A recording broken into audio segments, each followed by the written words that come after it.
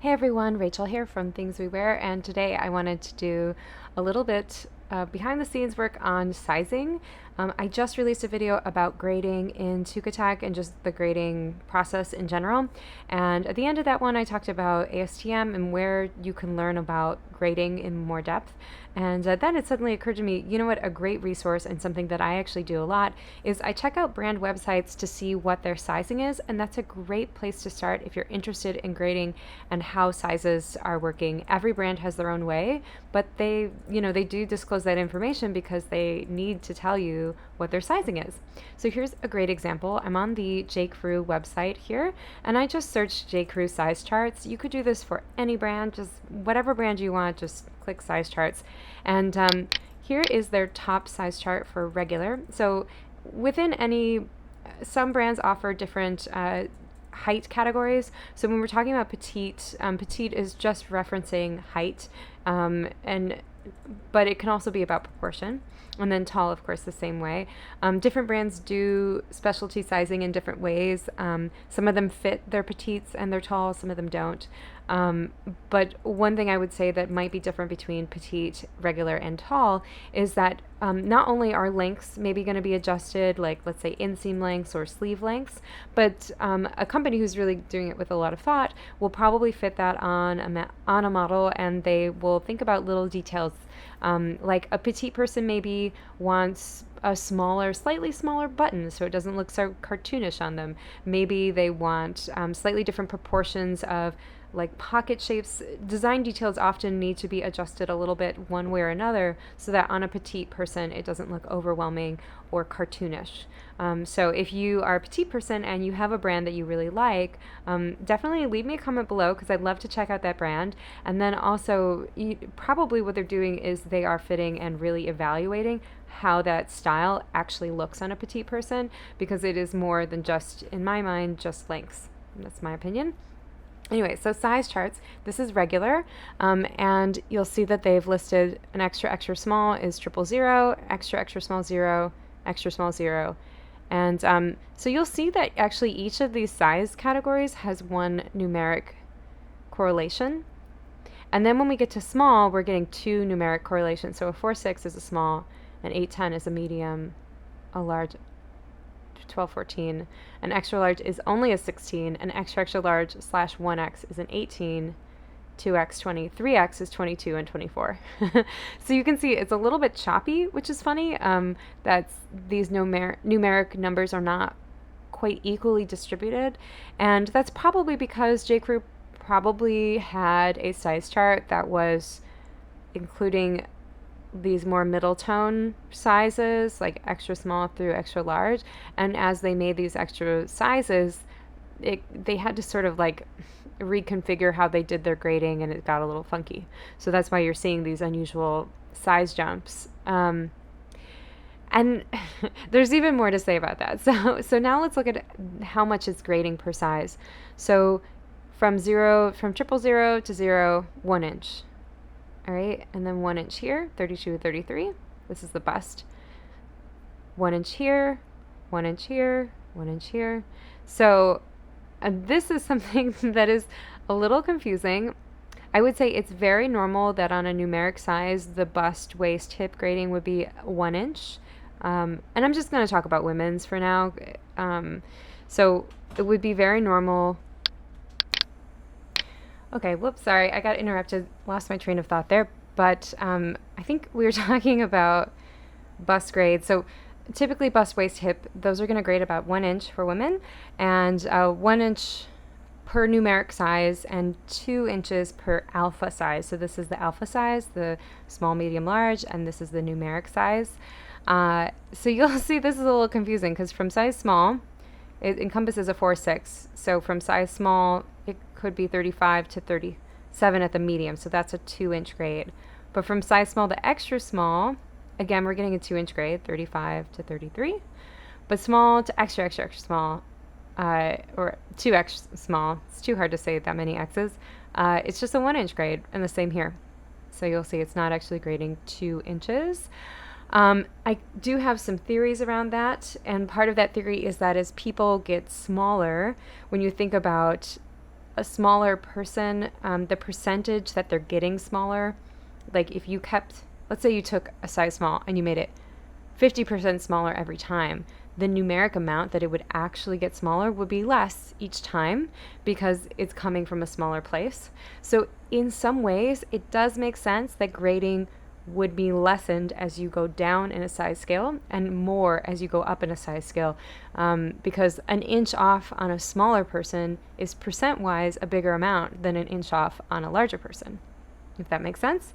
So in some ways, I can see how this makes sense, that we have a 2-inch grade from small to medium, from small to extra small, and then a 1-inch grade from extra small to double X small, and from double X to triple X small, still just a 1-inch grade. And then as we move into the larger sizes, again, doing the opposite thing here, it's getting a bigger grade. So we have a 2-inch grade, 36 to 38, from small to medium. And then we go to large, 38 to 41, that's 3 inches. So you can see that now we've jumped up into larger grading. I have seen a lot of brands do this where they go bigger as you get bigger. I have mixed feelings about this. Sometimes I think larger sizes there can be a philosophy around larger sizes in the fashion industry that's just like make it bigger, but bigger isn't always better, especially depending on the styling. If you're looking at an oversized coat, say, you don't really want it to get that much bigger as you go up in sizes, that on a size small person, the amount of extra room you have, maybe you don't want that much on a larger person. Maybe they want something that is a bit more fitted. So I would argue that this type of grading only works for a certain type of product that is maybe more form-fitting and closer to the body. So there's that 3-inch grade, and then when you go to large to extra large, we're getting a 2.5-inch grade. Yeah, that's interesting. So you can see 2.5 inches, sort of funky there. And then from extra large to double extra large, we're getting another 2.5-inch grade. And then 2X, 3X. These are, these are also 2.5-inch grades. So we went 3-inch grade from medium to large, and then 2.5-inch jumps from there on out. So that is actually encompassing. I would say more traditionally people do a 3-inch grade on the larger size. So the fact that they're doing 2.5-inch grade is kind of cool. It does mean that they're not, it's not a huge difference, but it is sort of keeping in mind the fact that just because this person is growing in size doesn't mean that they necessarily want or need something that is that big. And we all know there's if you've ever shopped in the 1X, 2X, 3X area, it's clothing can often be just like way too oversized, not catered towards that customer. I think that customer experience can be very poor, to be honest. And I don't think just offering those sizes is enough. I think you actually have to fit those sizes and make stylistic changes to accommodate that person. And that's not always done. But some brands do it. If you do have a brand that you like to shop, plus size apparel, leave me a comment below. Let me know what brands you think are doing it well. There are some that are, there are some that are not. Either way, I would love to know. I made a mistake here. I realized this is 2X and here's 3X. So this is a 2.5-inch grade, another 2.5-inch grade. So from 2X to the top end, it's actually a 5-inch grade. So that's a huge jump. I would have called this a 4X, to be honest, just to give it a different size. I think making one person fit within a 5-inch range is, I don't know, controversial, but I'm sure that part of it is maybe they don't sell a lot of size 3X, and so their notion is for every size that they sell, it costs money. You have to develop that size, you have to make labels for that size, you have to distribute that size, the logistics, marketing, selling, all of that stuff is a part of making that extra size, and it can be really expensive. And the reality is that these sizes, like sizes on either end of the spectrum, tend to sell the least, and so it can be a money decision. It can just be difficult to afford to create these sizes and still, meet your costing minimums. And some even further than that. Like, let's say you project that you're only going to sell 50 of these and you're going to sell thousands of these, size medium, small. It depends on who you're working with. If you're working with a factory that's just like, we don't want to cut and make something that's only 50 units, it might, it can be difficult. And I'm not trying to excuse it. I definitely want everyone to have clothing that fits them well, but I'm just trying to explain why sometimes when brands aren't offering extended sizing, or if they are, maybe just to think what they're going through to offer that, and that it is an undertaking that isn't just pressing a button. It is many cross-functional teams involved in the process. It's about costing, it's about fabric usage. There's a lot of things going on. So just keep that in mind, when you shop a brand who does offer extended sizing, and think about all the work they did to offer that. That's really great. They do offer, so here J.Crew offers a measuring guide, size conversions. Okay, from various, oh yes, that's right, because in Europe sizing is really different. That's very confusing. Maybe we'll have to do another episode where we talk about other countries' sizing. Yeah, I need to do a little learning in that area. I've never worked on anything not sold in the United States. Okay, let's just check out Petite really quickly. So Petite, generally speaking, they gave it a bottom end of 5 foot to 5'4". I suppose that's reality. I usually think about 5'4" and below, but I suppose, yeah, we're thinking about someone who's 5 foot or 4'11" or something, up to 5'4". Some people who are 5'4" might not always need to shop in petites, or it might depending on your body type. And if you're 5'4" or 5'3", maybe you have a really long torso, but shorter legs. And so what that means is petite rises might always look kind of short on you, because petite rises are shorter. So it's going to hit you lower on your body, especially if you have a longer body. And if you have shorter legs, then a regular pant is going to be too long for you, and the knee placement might not be in the right place. So it kind of depends on your body type. I would say I'm 5'6", and I'm kind of a size 6, size small 6, and I have a really short short torso. So one thing I sometimes shop, even though I have longer legs, I sometimes shop petites for the placement of the waist. If it's a dress, waist placement is better on me for petites, and shirts, yeah, because often things are like too long on me in the body. And if it's pants, I might shop petites for the rises if it's like a cropped style anyway.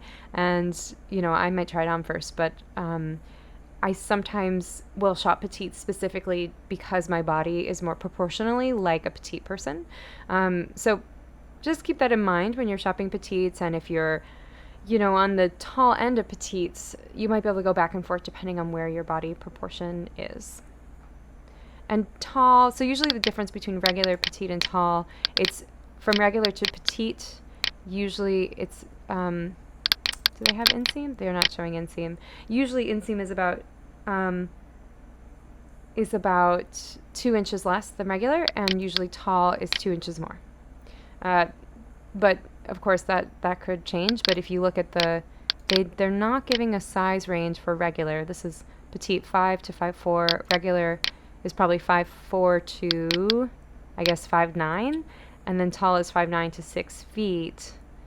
I'll have to think about that more deeply. But yeah, traditionally it's usually a 2-inch difference, and some places will tell you. So let's look at Everlane. Everlane's a pretty hot company these days. Everlane does not have a size chart. I tried to Google this, but it says, you have to look at one specific garment and then it will tell you. So let's see. Women, no, thank you, though. Okay. All right, let's look at these 90s cheeky jeans. I don't know. I feel like I wore enough denim that didn't stretch when I was a teenager, and I never want to wear denim like that again. It's just so uncomfortable when you sit down and it digs into you. Ugh. Okay, so So you can see this is a regular length pant or regular size, and they're saying it's 28.5. That's pretty standard for an ankle length pant in a regular size. And then petite would probably be 26.5, and tall would be 30.5. Let's see about sizing, size guard. So denim size. Okay, so sometimes this doesn't correlate, and this is very confusing to me. But here we have the denim size 26. Denim is usually sized the same size as your body. So if your natural waist is a 27, you would wear a size 27. But keep in mind that not all denim sits at your natural waist. So this doesn't mean that the opening of the top of the pants is actually 27 inches. If it's going to hit at if it's like a lower rise or mid rise, it's going to be bigger, maybe more like 30 inches, because that's the circumference of your body at that point. So you want to measure your waist at your natural waist, which is usually the bottom of your rib cage, and it's kind of like where if you bend sideways, you get a little crease, and it's going to be the smallest point in your rib cage, and that will allow you to get that size. So now you'll see there's some variation here. So if your body is 33.25, you're still going to buy a size 32. To me, that's very confusing. Yeah, see, a size 38 is a 34. I don't know. This is very bizarre to me. Normally, these sizes should be your natural waist size, and I've never seen it like this. This is some sort of like size distortion. They're giving you a lower number. It's like vanity sizing. Not super into that. It does give you garment measurements, which is interesting. So this will tell us more specifically of the grading. So as you can see, I'll call this numeric sizing. It is different than the 2, 4, 6, typical sizing, but it is similar in the amounts that you would grade. So you can see it's an 1 inch grading here. 1 inch, 1 inch, 1 inch, 1 inch. Here we go, 2 inches. I'm sorry, not 2 inches, 1.5 inches.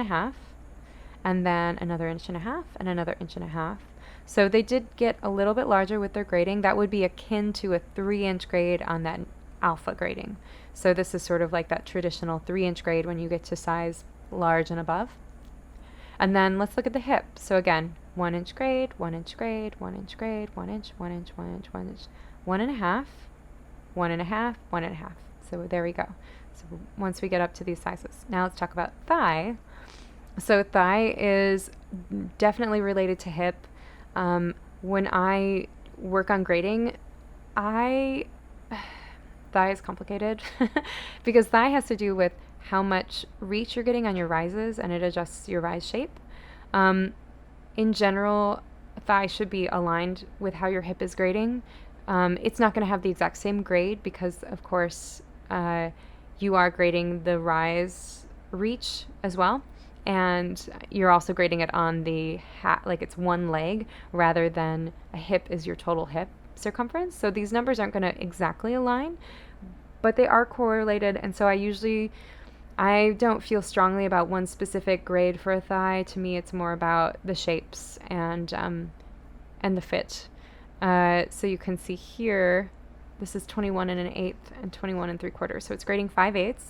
It's pretty normal, 5/8. This is 5/8, 5/8, 5/8.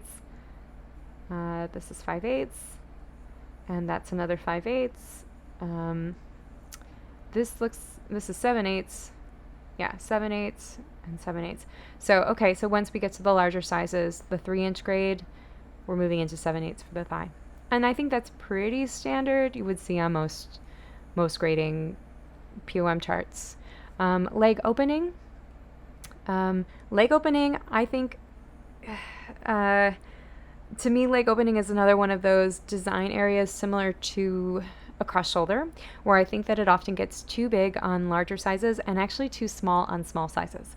I think that whatever your base size is, let's say you're fitting on a size 27, 28, you probably don't need to get that much smaller for your small sizes.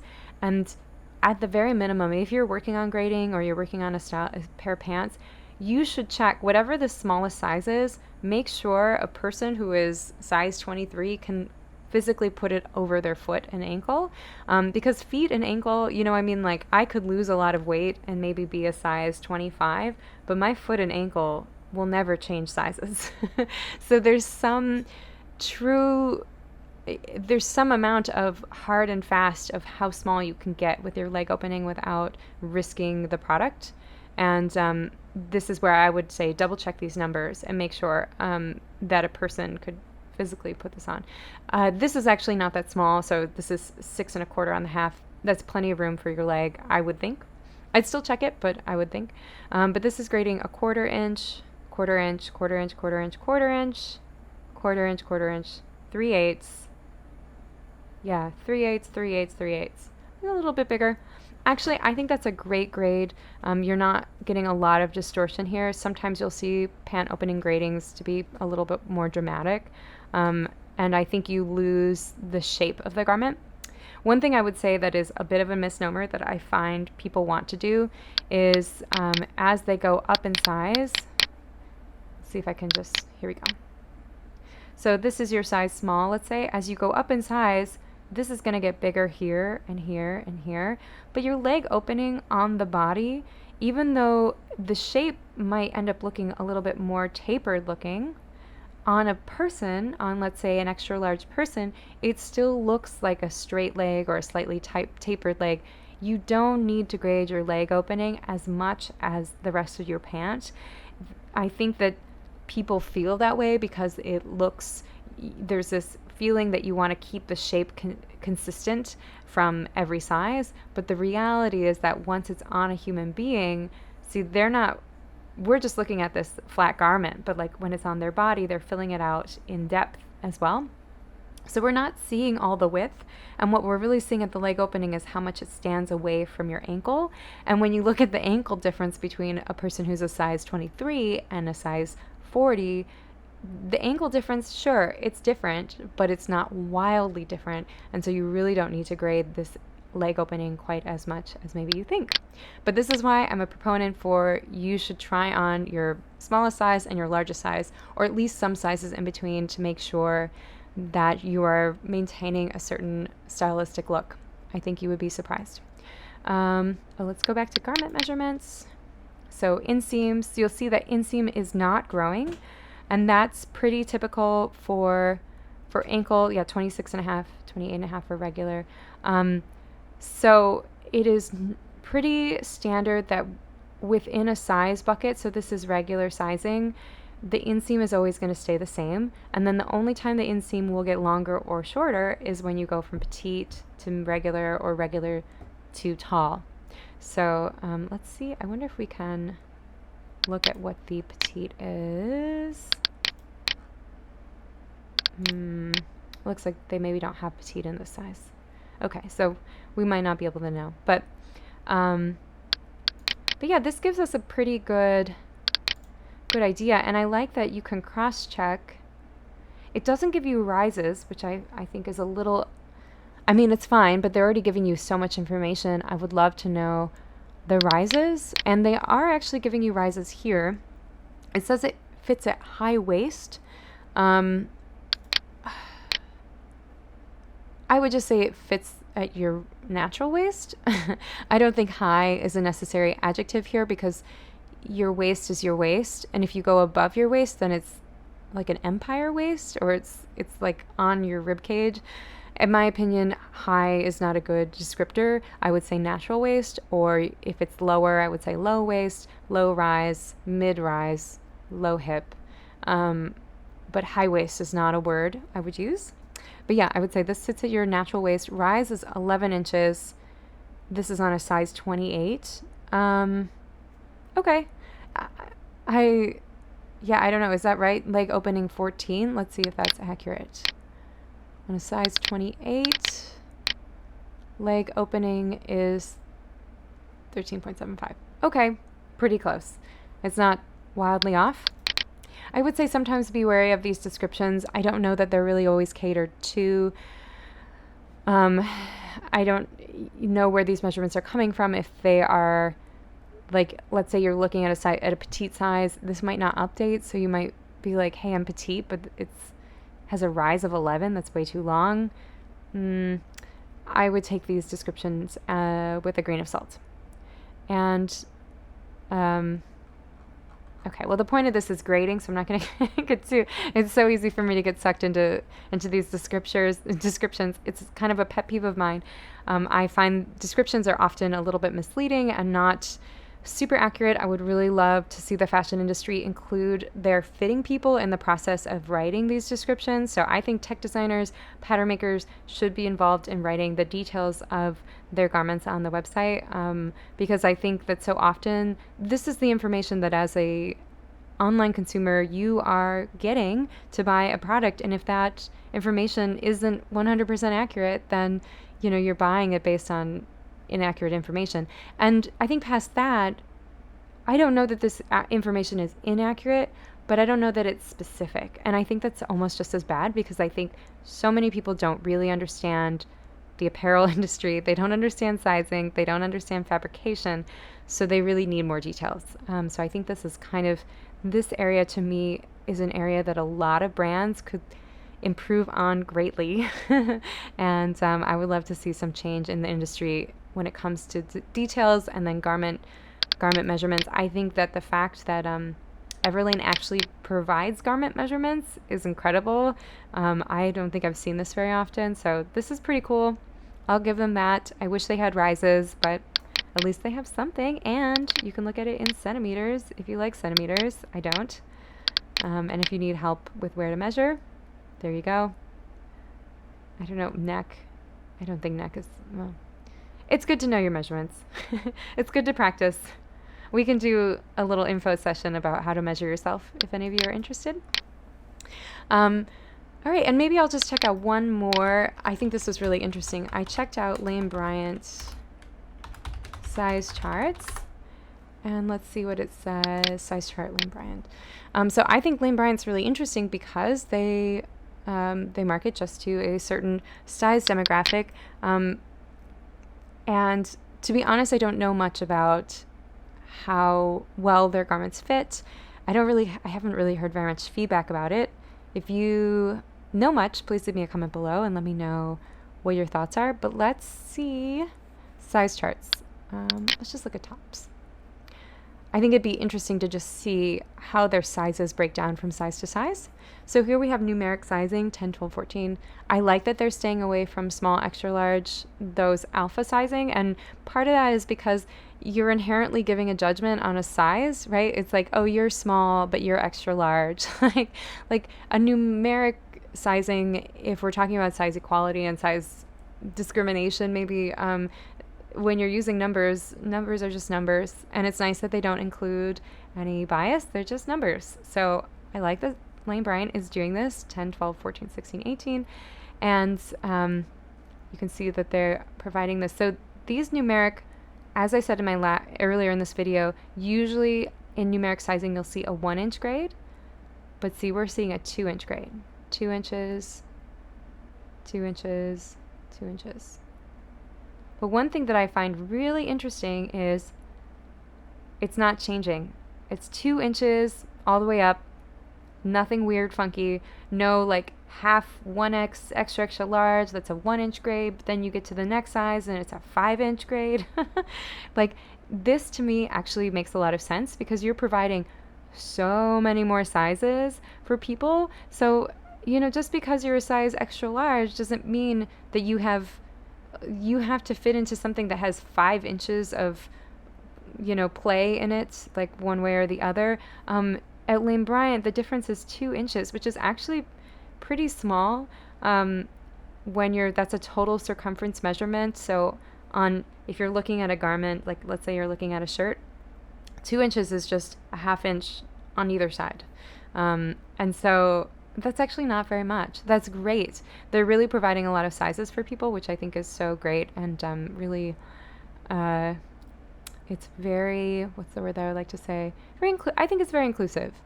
Okay, and then I think this is interesting. So waist, we're also seeing 2-inch grade. That's pretty cool. And then low hip, 2 inches, 2 inches, 2 inches, 2 inches, 2 inches, all the way down. Oh, it did change. No, did it change?